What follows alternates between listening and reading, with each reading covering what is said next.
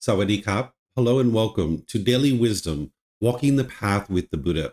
Today is our group learning program, and I'll be sharing with you Chapter 8 from our book, Developing a Life Practice, The Path That Leads to Enlightenment.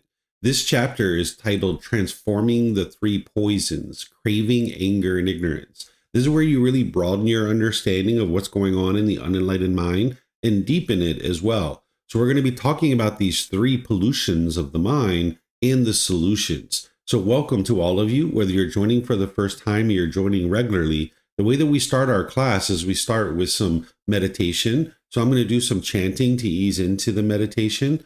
Then I'm going to come in with some guidance. There's going to be a period of time where it's just quiet and we're all meditating together. And then we're going to come out of the meditation with some more chanting. And that's where I'll start today's class, helping you guys to understand the three poisons, or also referred to as the three unwholesome roots or the three fires. So take whatever position is comfortable for you for meditation, and I'll come back in with the chanting and the guidance. You're welcome to join along if you'd like, and then we'll be in meditation and you'll be able to benefit from that because it really helps to prepare the mind for learning and growing and developing. And depending on where you are in your day, either the beginning of the day or the end of your day or middle of your day, this can be one of your meditations. Arahang Sama Sambuddho Mahakawa Hotang Mahakavanang Apiwateyami Savakato Mahakawata Tammo Namang Namasami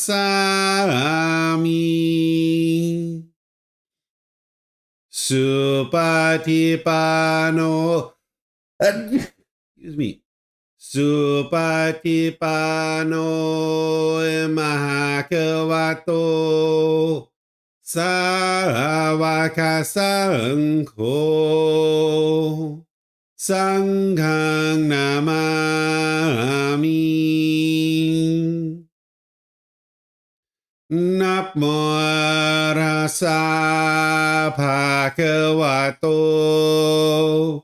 Arahato Sama Sambuddhassa Namo Rasa Bhagavato Arahato Sama Sambuddhassa Namo Rasa Bhagavato Arahato Sama Sambuddhassa Iti piso Mahakawa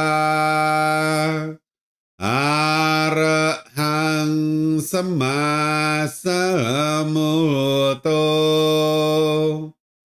Vicacaranang Sammuno Sakato Rokawitu Anutero Purisa Dhamma Sati Satatawa Manusrang Poto Bhagavati.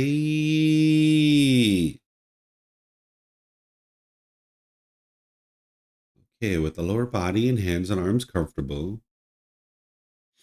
in the upper body erect, just close the eyes and start breathing in through the nose and out through the nose. Here you're just looking to establish the breath, a nice, natural, steady, consistent breath. Not forced or controlled, just a gradual inhale through the nose, experiencing the full breath. And then whenever you're ready, exhale out through the nose. Breathing in and out. Breathing in and out.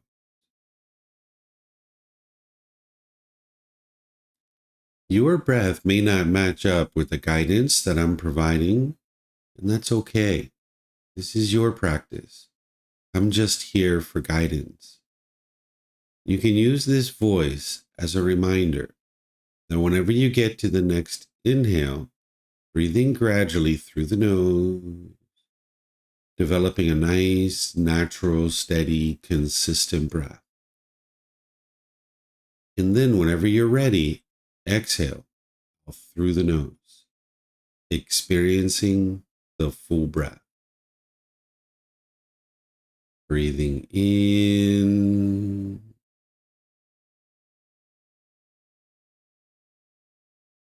and out.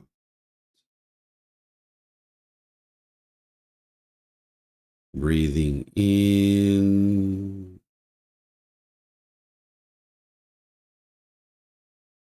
and out.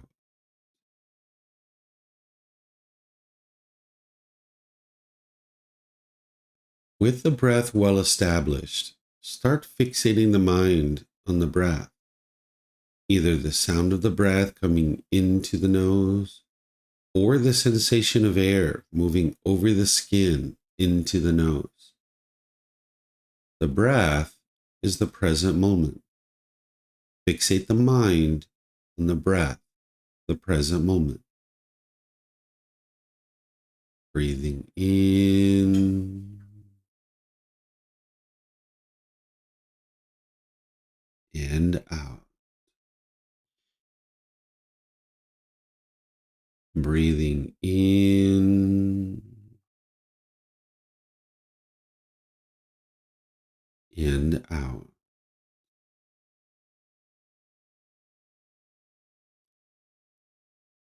With the mind fixated on the breath, whenever you notice that it moves off the breath, cut that off, let it go, and come back to the breath, the present moment.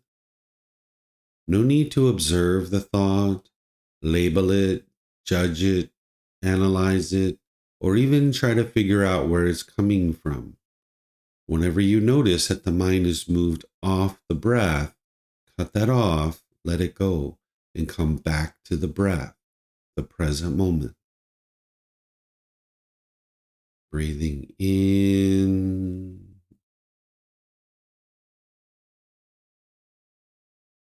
and out.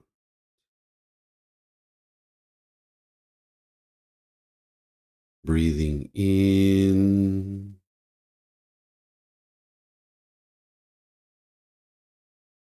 and out.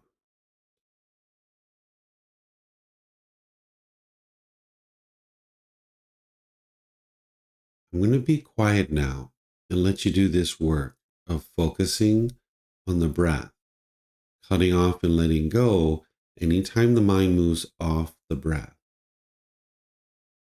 You have nowhere to go. There's nothing to do. No one needs you right now. This is your time to focus on the breath. Breathing in and out.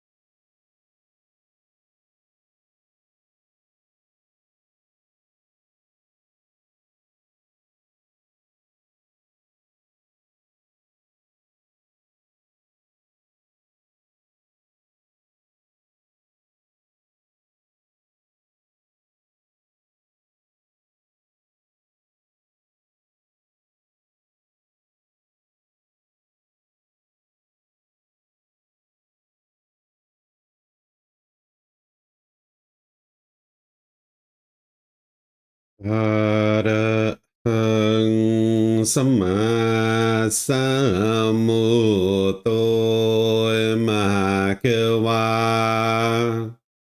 โอตังมหาเกวันหังอภิวาเตมิสวากขาโตมหาเกวตาธัมโมดามังนามาสามิ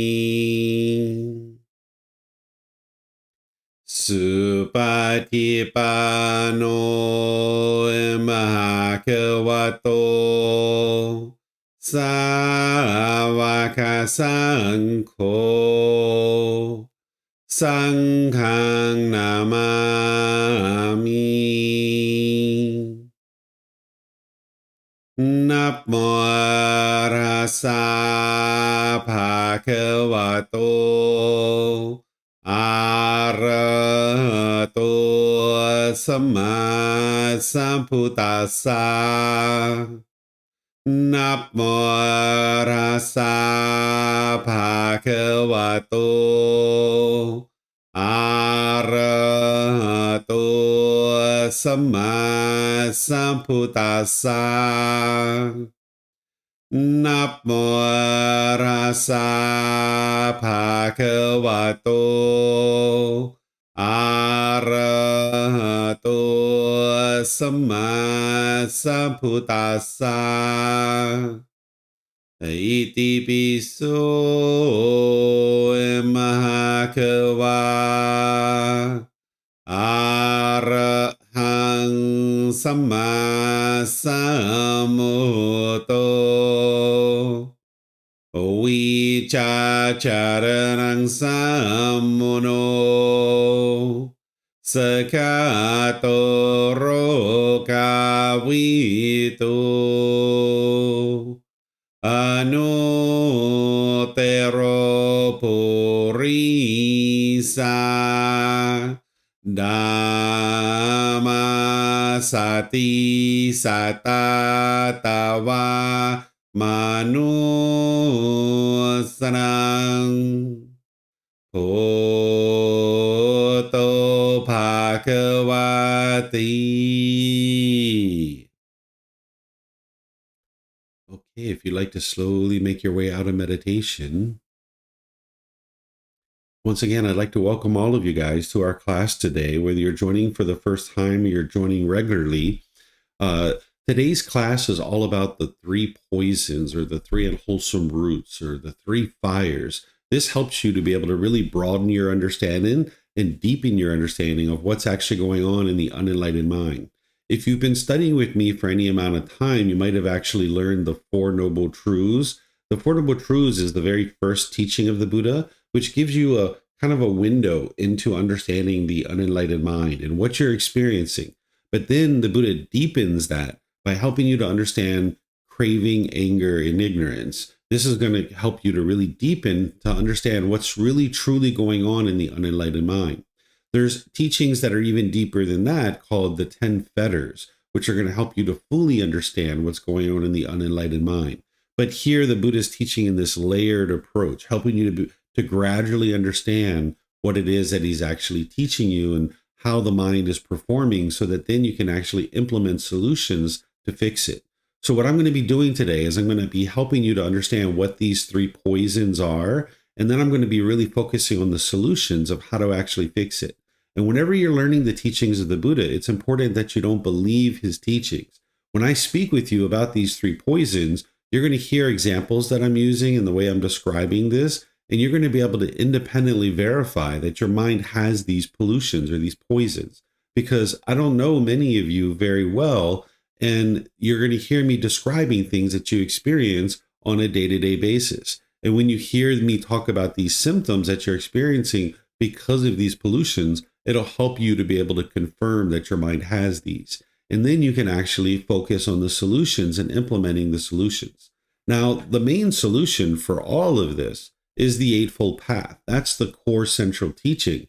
That's why I've taught that very thoroughly as part of this group learning program multiple times. So the Eightfold Path is the core central teaching that's going to really transform the mind away from all of these pollutions. But there's things that are actually targeting these individual pollutions, and understanding what that is going to be helpful for you. So I'm going to help you guys to understand this topic. And just like always, I'm going to be pausing a few times, helping you guys to be able to ask questions and answering any questions that you guys have. Whether you're in Facebook, YouTube, or Zoom, you're welcome to ask any and all questions that you like by putting that into the comment section, and I'll be able to see that. Or if you're in Zoom, you can electronically raise your hand, unmute your microphone, and ask any and all questions that you like. I'm just going to take a moment here and plug in my computer because I'm not plugged in and I've got a low battery here. I apologize. Normally this is something that I would take care of before class starts, but I just didn't plug that in. There we go. All right. So now to just start off with kind of a high level understanding of what these poisons are. They're called the three poisons, or the three unwholesome roots, or the three fires. Sometimes people refer to them as the defilements, or the pollutions, or the taints. This is a high level description of what's going on in the unenlightened mind. It helps you to understand why you experience certain aspects of mind. And it helps you to understand how you're making decisions through these poisons, which lead to unwholesome results, or unwholesome karma. When we experience unwholesome things in the unenlightened state, or unwholesome results, this is referred to as unwholesome karma. That this natural law of karma, it isn't anything mystical or magical. It's not about punishments and rewards. It's about a sequence of events.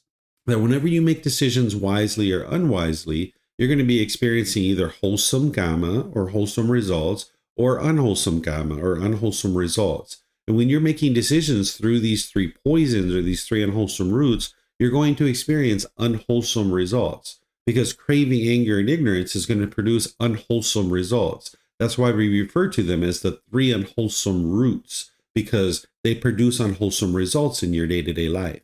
Now, when you experience unwholesome results in your day-to-day life, oftentimes what people do is they will blame this on other people, thinking that it's other people that are causing you to experience unwholesome results. And if an individual is not doing that, they might be saying that what they experience is good luck or bad luck, or destiny or fate. Or some people think that it's a being called God, or an entity called the universe, that is causing them to experience any particular result. Or they might blame what they experience on other people.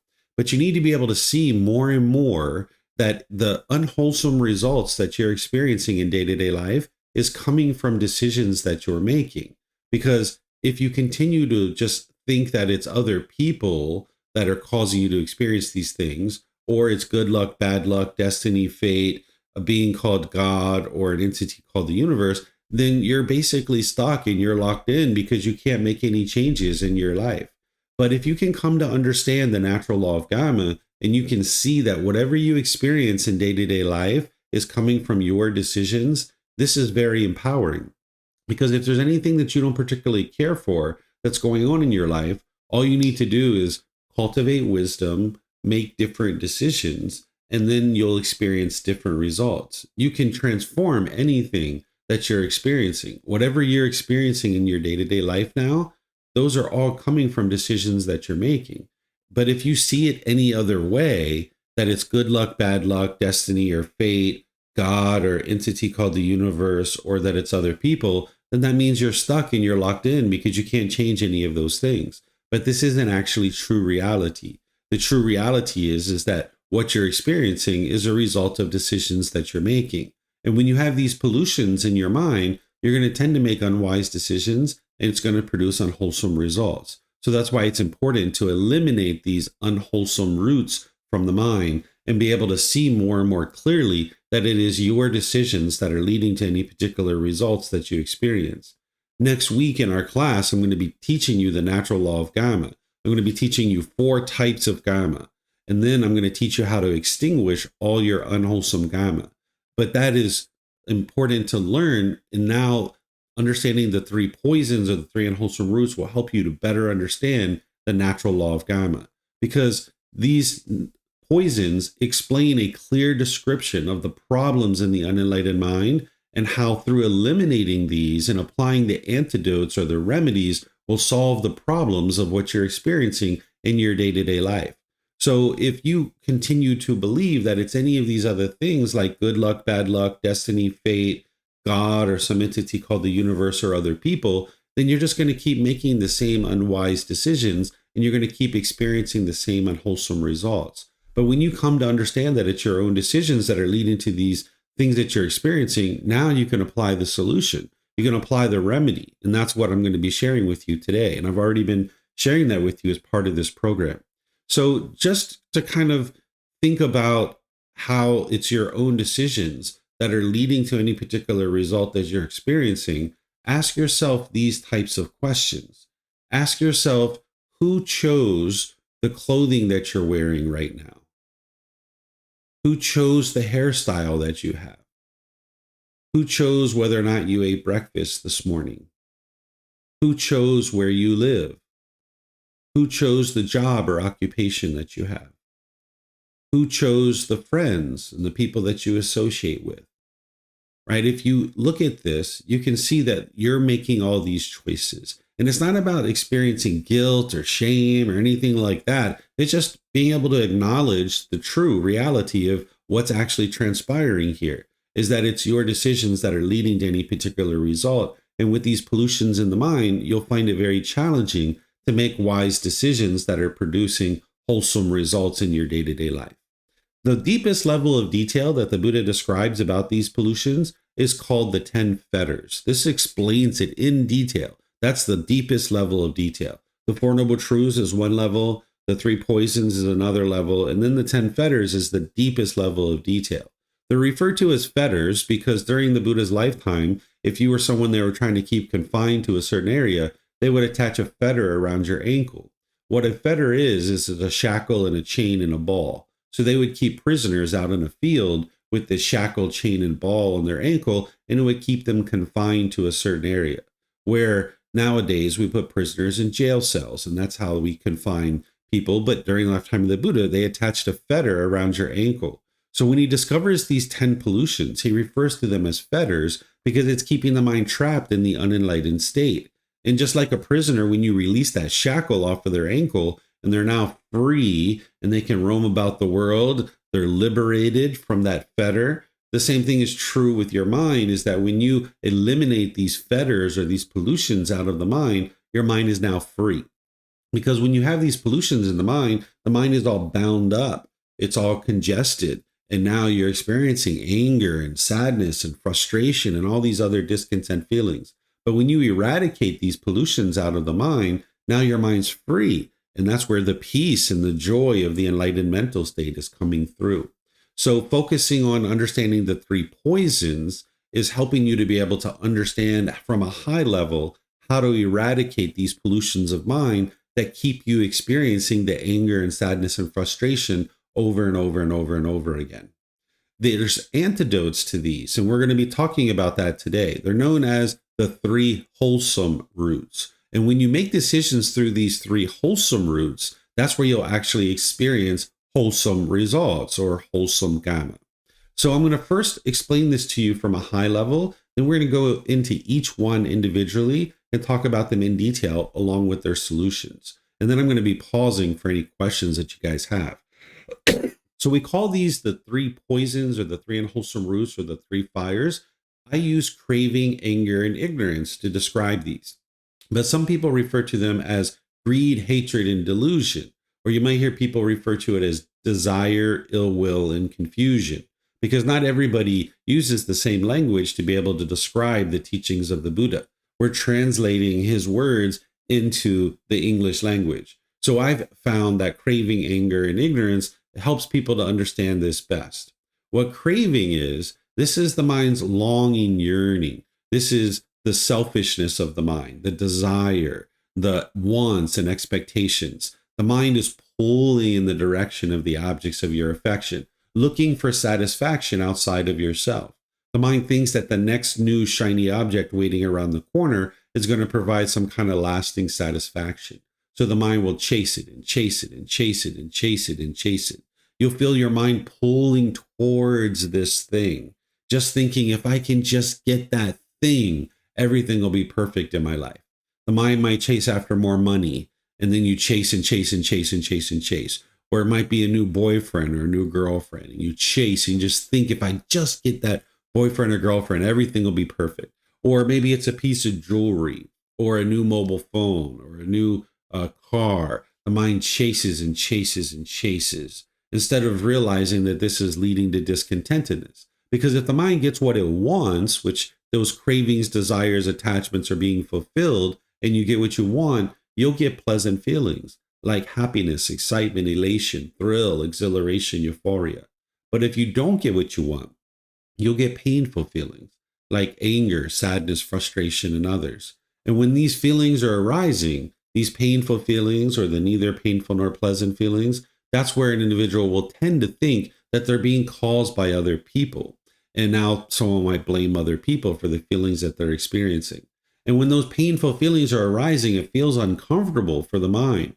So when that anger and hatred is coming into the mind, because the mind doesn't understand, it actually attributes these feelings to something external. You will tend to become unskillful. That bitterness and harshness and hostility will come into the mind. And now you might decide to push people away. This is called aversion, where you push away a person or a situation, thinking that that's going to solve your problem. But you can see that that didn't solve the problem, because when you push these people away or you push that situation away, you still get angry, you still get frustrated, you still get annoyed. All those feelings are still occurring. If this person was the true cause of your problem, when you push them away, you'd be peaceful and joyful from that point forward. Or the second thing you'll do when you don't understand that it's craving that's causing your anger is you'll tend to be bitter and harsh and hostile to people through your intentions, your speech, and your actions. It's almost like an animal growling and roaring at another animal, trying to fear it into doing things your way. Or the third thing you'll do is you might start putting your expectations on someone. You might start trying to pressure them to do things your way. And this is the mind just trying to get its cravings fulfilled. Because whatever you're experiencing with that person in your life, the mind doesn't want that. It's craving this permanence. It's wanting things to be permanent. And the mind thinks if I can just push this person out of the way, then I'll get what I want. Or if I'm bitter, harsh, and hostile and aggressive with this person, they will do things my way. Or if I put my expectations on them and pressure them to do things my way, then I get my cravings fulfilled, right? This is what the mind's doing. So this craving and anger is motivating unskillful conduct, and it's damaging your relationships. You can't live harmoniously with all people as long as you have craving and anger in your mind, because it's only a matter of time before you encounter someone who does things differently than you. The mind is craving this permanence, and the mind wants everybody to do it this way. And when they do it this way, you're happy. But when they don't do it that way, you get angry or frustrated or some other discontent feeling. And that's where the bitterness and harshness comes in, the unskillfulness comes in. And where all of this is coming from is the third poison, oftentimes referred to as ignorance. I tend to use the phrase unknowing of true reality, where the mind just doesn't understand what it doesn't understand. Because ignorance is a derogatory way to refer to someone. It's diminishing and degrading. And the Buddha would have never talked about people in degrading and diminishing ways. An enlightened being doesn't talk like that about other people. Instead, he would have used a phrase like the unknowing of true reality, or the lack of wisdom, or confusion, or misunderstanding. This is the whole reason why craving and anger continues in the mind, that the mind just doesn't understand what it doesn't understand. It firmly believes in the unenlightened state that these feelings are coming from other people. And as long as the mind does that, it will continue to stay trapped and stuck in this discontent feelings, continuing to experience them over and over and over and over and over again. So while we call this craving, anger, and ignorance, it's really that there's this ignorance in the mind that craving and anger continues. Because if we arise wisdom and we understand that craving and anger is a problem within one's own mind, now you can apply the antidote, you can apply the solutions to be able to fix this. But as long as you live in this delusion or this confusion or this misunderstanding of what's truly going on within your own mind, now you'll continue to blame other people and you'll be bitter and harsh and hostile to them, damaging your relationships. So that's why everything on the path to enlightenment is all about cultivation of wisdom, because that's going to antidote this unknowing of true reality, this confusion. And now, with that wisdom of how to train your mind, you can eliminate craving and anger. But without wisdom, you wouldn't be able to do that. So that's why, even though we call this craving, anger, and ignorance, the way you might think about it is because of ignorance, craving and anger continues to exist in the mind. And that's why you're looking to arise wisdom. So now you can apply that wisdom to eradicate the craving and anger. And that's where the mind will experience enlightenment. More and more, the qualities of enlightenment will shine through. So now I'm going to go into each one of these in detail, giving you some more examples and really focusing on the solution so you can see how to actually solve that, because that's what the path to enlightenment is about. It's not about, feeling guilty or shameful, the fact that your mind has this stuff, because everybody who's ever been born has had craving, anger, and ignorance in the mind, including the Buddha. When he was first born, he had craving, anger, and ignorance in the mind. So it's about focusing on the solutions so that you can verify that you have these pollutions in your mind, but then you can apply the solution to be able to fix it. So this craving is this burning desire, this never-ending thirst, this yearning and longing for the objects of your desire, wanting this lasting satisfaction and feeling like there's something external that's going to help you to feel fulfilled or whole or complete. The mind oftentimes can become obsessive and just chasing and chasing and chasing and chasing after the objects of its affection, longing, yearning with a strong eagerness, thinking that something external is going to provide some lasting satisfaction. So the mind is chasing this unobtainable object in some cases, where it just thinks if I can just get that thing, everything will be perfect in my life.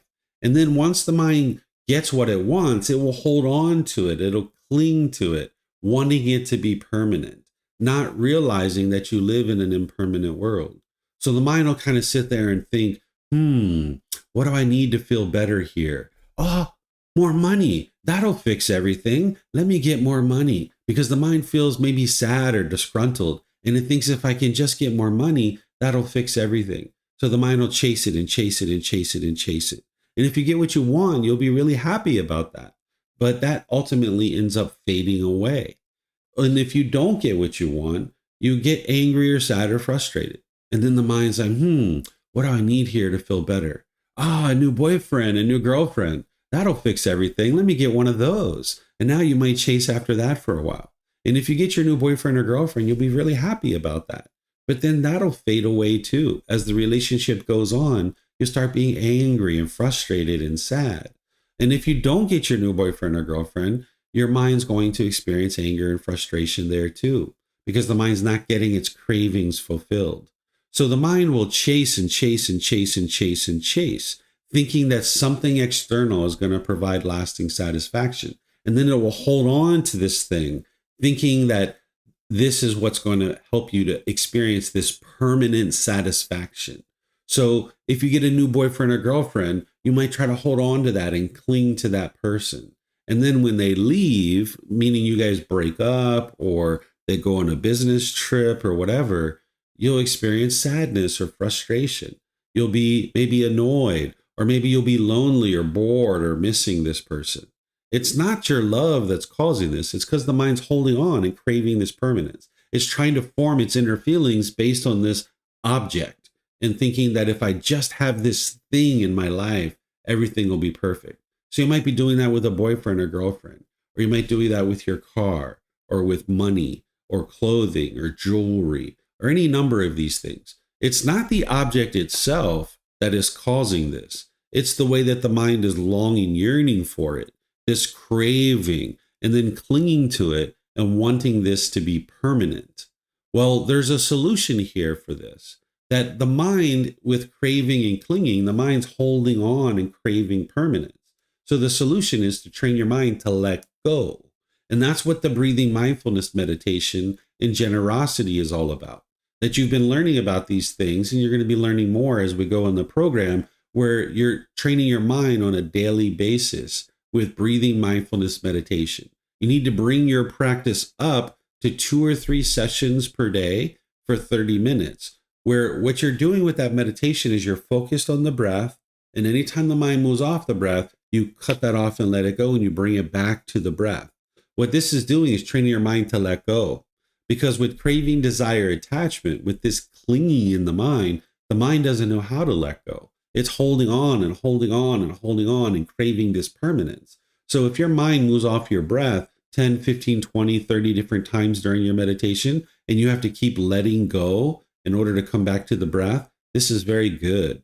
This is very helpful for your mind, because you're training your mind and you're exercising your mind to let go, let go, let go. Because the mind doesn't know how to do that in the unenlightened state. It holds on and craves permanence. So you need to build up your practice of breathing mindfulness meditation of 2 or 3 sessions per day for about 30 minutes. It can take you 6 months, a year, even 2 years to build up to that. What you're going to notice is the frequency is more important than the duration. So if it's a matter of one meditation for 30 minutes or 2 for 15, the 2 for 15 is actually going to be more impactful.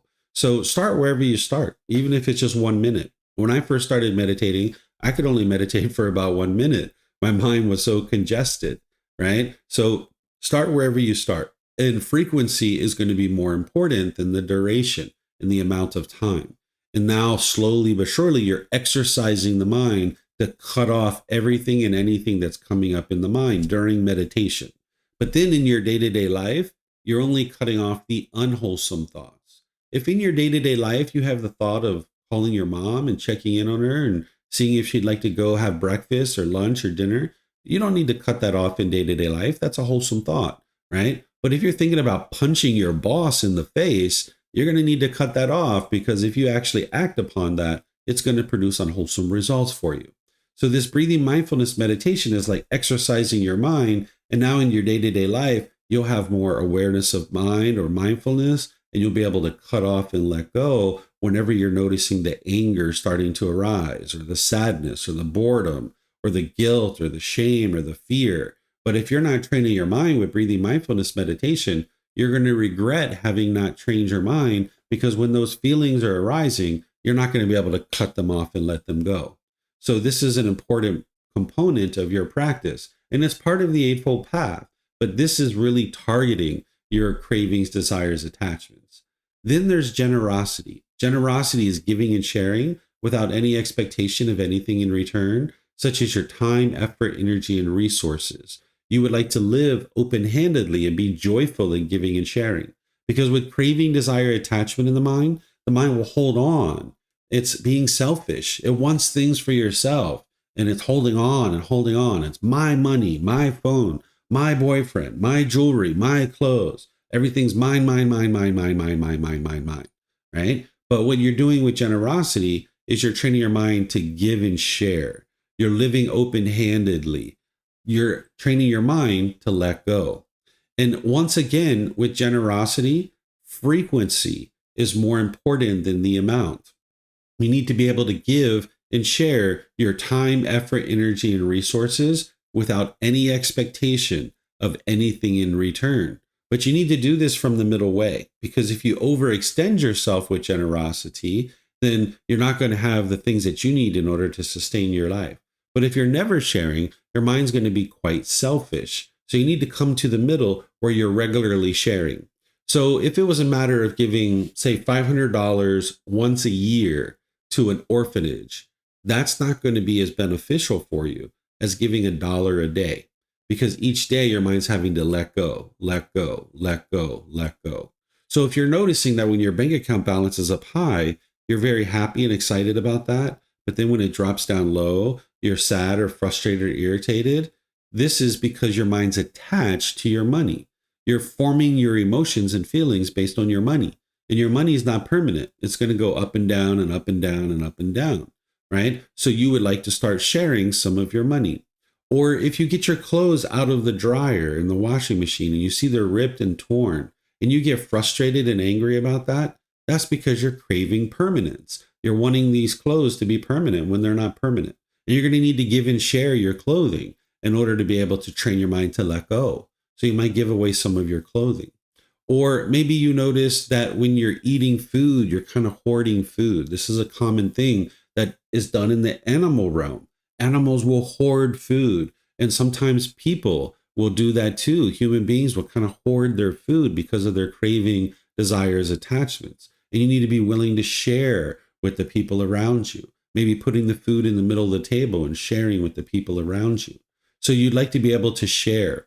Maybe when you notice that there's a certain piece of jewelry that you misplace, that you're upset or your mind's shaken up or you have anxiety or stress. You're like, oh my gosh, where's my earrings? Where are my earrings? Where's my necklace? Where's my necklace? Where's my ring? Oh my gosh, where'd it go? Where'd it go? And maybe you're really shaken up by this. This is your craving for permanence.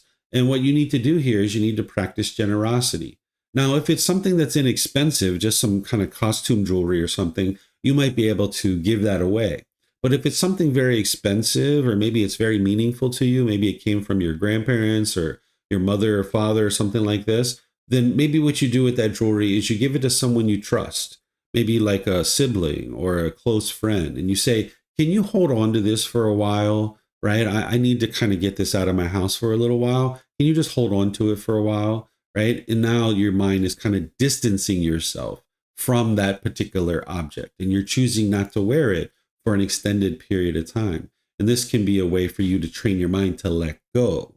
So this generosity is something that you're going to need to be practicing on a regular basis. And the way that I suggest you do this is you do this where it's very easy and straightforward for you, that it doesn't take an enormous amount of time.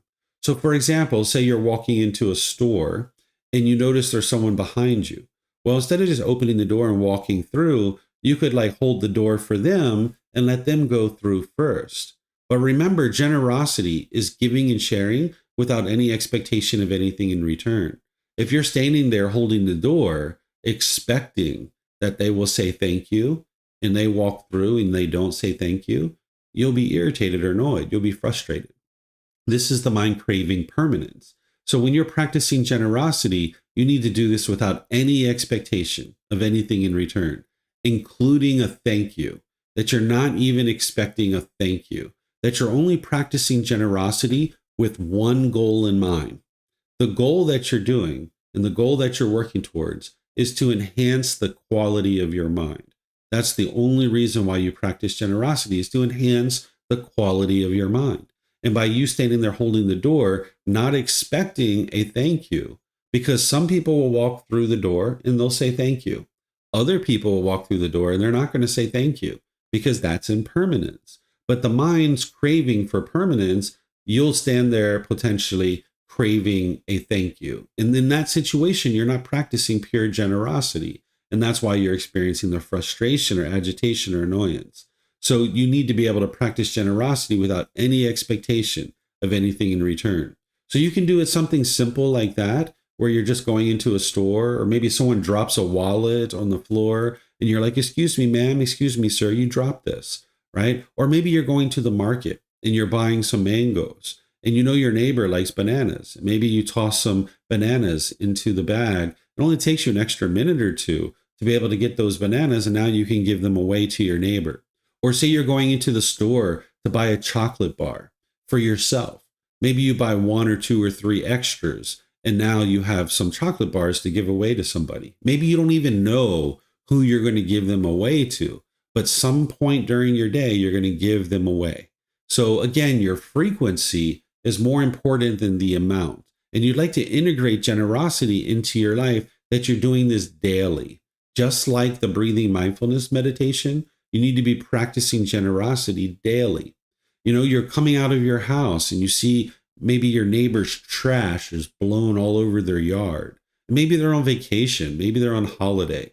And maybe you just take 5 minutes to go pick up their trash, bundle it up and put it away. And maybe you don't even tell them that you did this. This is just your generosity, right? So you're going to need to look for ways to practice generosity and make it really straightforward for yourself, that it doesn't take you 5 hours per day in order to practice generosity, but you can just do these little things, 2, 3, 4 different things per day that you can be practicing generosity. And that's training your mind to let go, because the craving, desire, attachment is producing all these discontent feelings. And you'll never get to the point where your mind's completely peaceful and joyful if you don't train your mind to let go. So I'm going to pause here and see what questions you guys have. Remember, you can put that into Facebook, YouTube, or Zoom, or you can raise your hand in Zoom and ask any questions that you like. Still getting over a little sickness here. All right, I don't see any questions anywhere.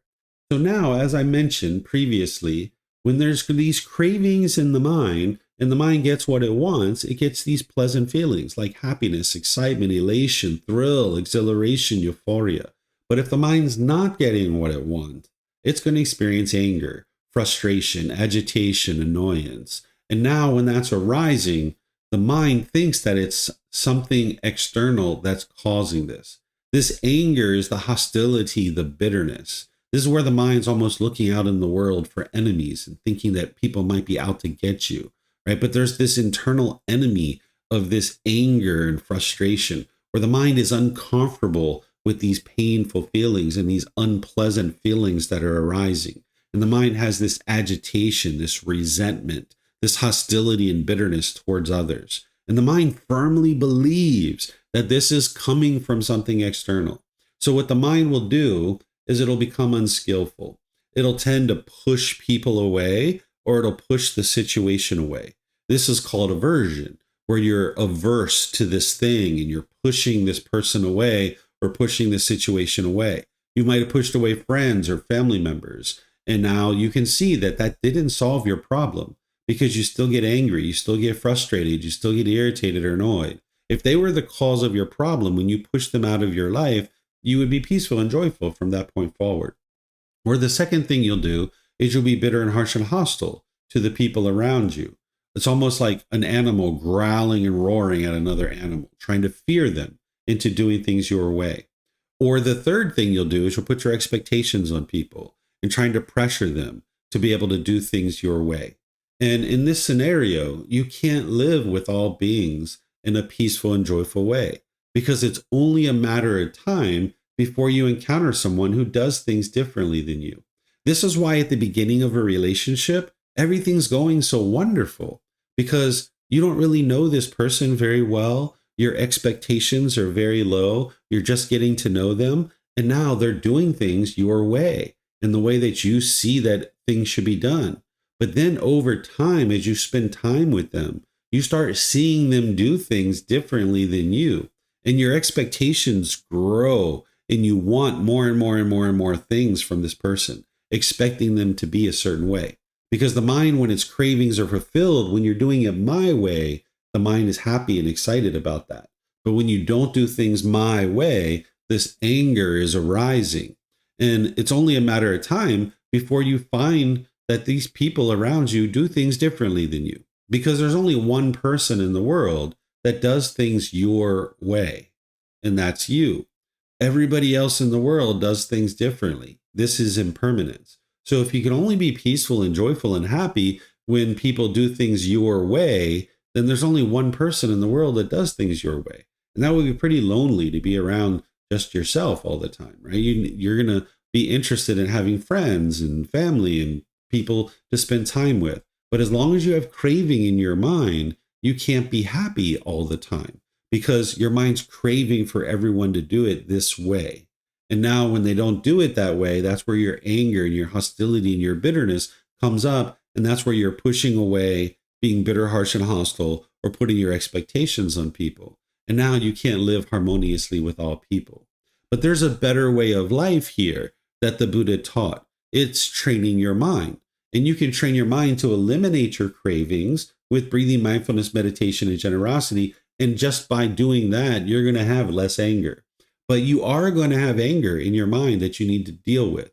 You need to essentially rewire your mind to eliminate this anger and hostility and this bitterness. And the way that you do that is through loving kindness meditation and practicing loving kindness in your day-to-day life. This loving kindness meditation is different than what we do at the beginning of class, which is the breathing mindfulness meditation. I taught the loving kindness meditation as a 4-part series on Wednesdays as part of this group learning program. And if you haven't learned this loving kindness meditation from me yet, you can go to our YouTube channel and you can find where I've taught loving kindness meditation because I teach it all the time. This is a different style of meditation where you're essentially rewiring the mind to be loving and kind. It's basically like filling up your gas tank with this loving kindness so that your mind can permeate with this genuine interest in seeing all beings be well, this active goodwill towards others. And now, when you're doing that with your meditation, you go out into the world and you're loving and kind through your intentions, your speech, and your actions. That's what the Eightfold Path is teaching you, how to go out into the world and make wise decisions about your intentions, speech, and actions. But it's going to be very challenging for you to implement what the Buddha teaches as right intention, right speech, and right action if you don't have a way to cultivate this loving kindness. This loving kindness meditation is cultivating the mind to be able to fill it up and permeating with this loving kindness. And that's breaking down the anger, hatred, and ill will so that now you can go out into the world and be loving and kind in your day-to-day life. You'll never meditate your way to the elimination of anger. Meditation is important, but you wouldn't be able to meditate your way to the end of anger. You're going to need to not only meditate, but go out into the world and be loving and kind through your intentions, speech, and actions. Oftentimes, when we're experiencing difficulties and struggles in the unenlightened state in our relationships, we think the way to solve this is to change the other person. This is usually what we do, is we try to change other people. You might be trying to change mom or dad or brothers or sisters or your life partner or your children. You might be trying to get them to do things your way, but you'll never get to peace and joy that way because of impermanence and your mind's craving, desire, attachment for permanence, that the mind's craving for everybody to do things your way, but that's not going to ever happen. People aren't going to agree that your way is the best way to do things because there's multiple quote unquote right answers or right ways to do things. But the mind's craving is going to motivate this anger to arise. So you need to be able to not just meditate, but go out into the world and be loving and kind through your intentions, speech, and actions. And that's what the Eightfold Path is helping you to be able to do. So let me know what questions you guys have here about this anger, this bitterness and hostility. You can put that into Facebook, YouTube, or in Zoom.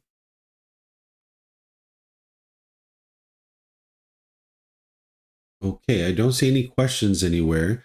So now the last one is that once you understand this craving and you can see that your mind's longing, yearning, and wanting things to be a certain way, and you can only be happy when you get what you want. And when you're not getting what you want, this anger is arising, this bitterness and hostility, and now the mind is acting unskillfully. Where this is all coming from is this third poison. It's called ignorance or delusion, the unknowing of true reality, the lack of wisdom, confusion, or misunderstanding that the mind has. Because the mind lacks wisdom, it doesn't understand what it doesn't understand. It firmly believes that this anger is coming from other people. And as long as your mind has this lack of wisdom, it will continue to stay stuck in this unenlightened state, continuing to experience the anger and frustration over and over and over again. Because what the mind will do is it'll keep trying to push people away. It'll be bitter, harsh, and hostile to them, or you'll start putting your expectations on people, trying to control people to do things your way. And this is coming from the mind's ignorance or the unknowing of true reality. So while we call it craving, anger, and ignorance, it's really because of the ignorance or the unknowing of true reality that craving and anger continues in the mind. So the solution here is to cultivate wisdom. And that's why ever since the beginning of learning with me, I teach students to never believe any of the teachings. Because with belief, you don't know what's true or false. Either somebody convinced you to believe it, or you convinced yourself to believe it. And now you're just believing things and you don't know what's true or false. You need to get to wisdom. And the way you do that is through investigation and examination of the teachings of the Buddha.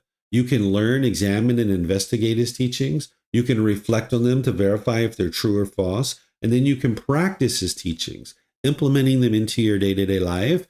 And now that's where you acquire wisdom, that you can see through your own independent verification and guidance from a teacher that the true reality is that your mind is causing these feelings itself.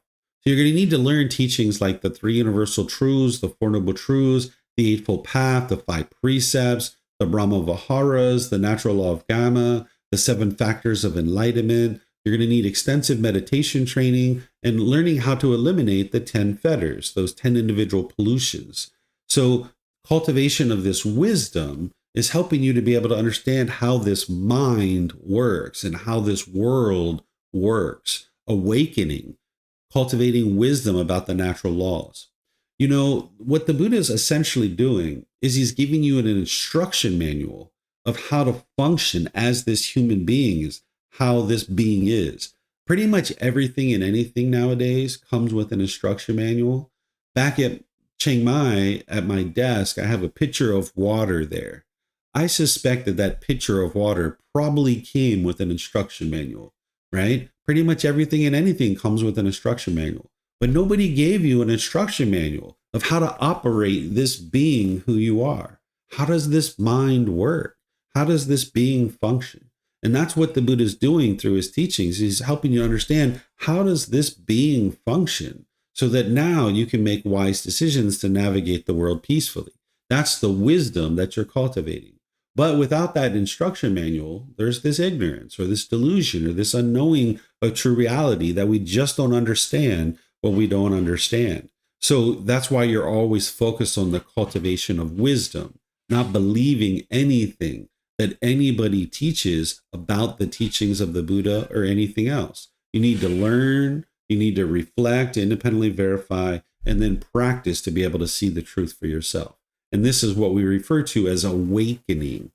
What it means to awaken is to cultivate wisdom about the world around you. And through understanding these natural laws that the Buddha taught, you can now navigate the world more peacefully. And part of that wisdom that you're learning is how this mind operates and how to uproot these pollutions out of the mind so that now you can experience more and more of the qualities of the enlightened mental state.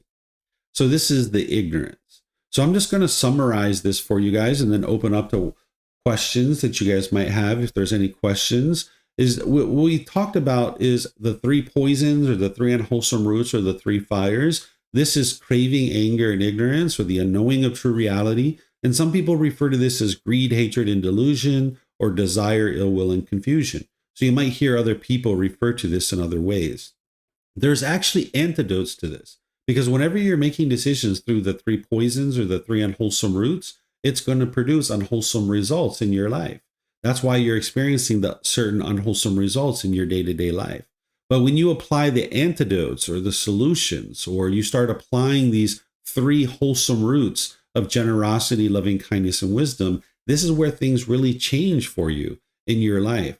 So what you're doing is you're gradually bringing down the craving, anger, and ignorance, and you're gradually increasing generosity, loving kindness, and wisdom. That's what you're doing on this path. Because generosity is the exact opposite of craving. Craving is all about me, my own selfish desires, holding on and wanting things to be a certain way. Generosity is about, let me share with you without any expectation of anything in return from you. Let me just share with you. Then this anger, hostility, and bitterness, the opposite of that is loving kindness, where you have a genuine interest in seeing all beings be well. And then the opposite of ignorance, or this unknowing of true reality, this confusion, is wisdom. And that's why when you're gradually bringing down craving, anger, and ignorance, and you're making less and less decisions through that, and you're gradually increasing your generosity, loving kindness, and wisdom, you'll see more and more improvements in the way that your mind is experiencing the world, and you'll see more and more improvements in your day-to-day relationships. So this is what you're doing on the path to enlightenment, is gradually decreasing craving, anger, and ignorance, and increasing your generosity, loving kindness, and wisdom. And the Buddha is providing you the guidance of how to actually accomplish this through the Eightfold Path and all these teachings. But you're going to need to go out into the world and actually practice these teachings. You can't just listen to what I'm saying, or you can't just read a book and get to enlightenment. You're going to need to go out into the world and transform your life through your actions and the way that you interact in the world. So let me know what questions you guys have here. This is everything I was going to share with you guys today. You can put your questions into Facebook, YouTube, or Zoom, or you can raise your hand in Zoom and ask any questions that you like. Okay, looks like Alberto has a question. Go ahead, sir.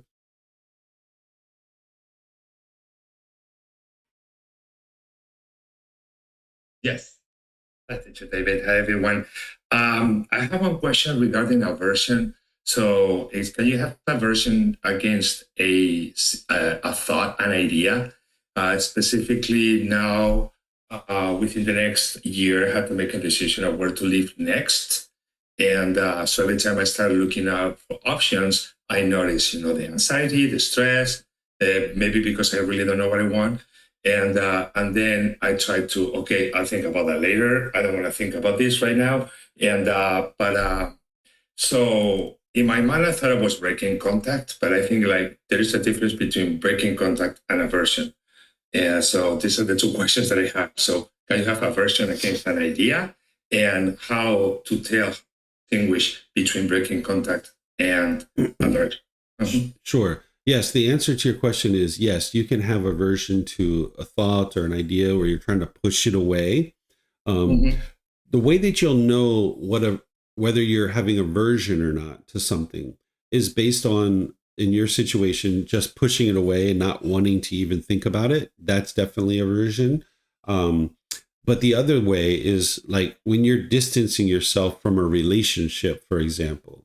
If you're in a relationship and you're having painful feelings and you choose to leave out of the relationship, and the mind thinks that these painful feelings that you're having are going to be solved by leaving out of the relationship, this is aversion, because the mind has wrong view, that the mind thinks that this person is causing my painful feelings, and if I leave out of the relationship, that's going to solve it. So pushing away this person, thinking that that's going to solve my painful feelings. But from the outside looking in, you could be in a relationship and you might choose to leave out of that relationship. But inside your mind, any painful feelings that you're having, it's coming from your own mind. And now you need to eliminate your cravings, desires, attachments, and you're going to work on that. In this situation, from the outside looking in, the same thing has occurred, is you've left out of a relationship. What determines whether it's aversion or not is whether you have right view or wrong view. If you have right view, it's not aversion, because you understand those painful feelings in your mind are coming from your own mind. It's coming from your own cravings, desires, attachments, and now you need to eliminate those in order to get to the peace and joy.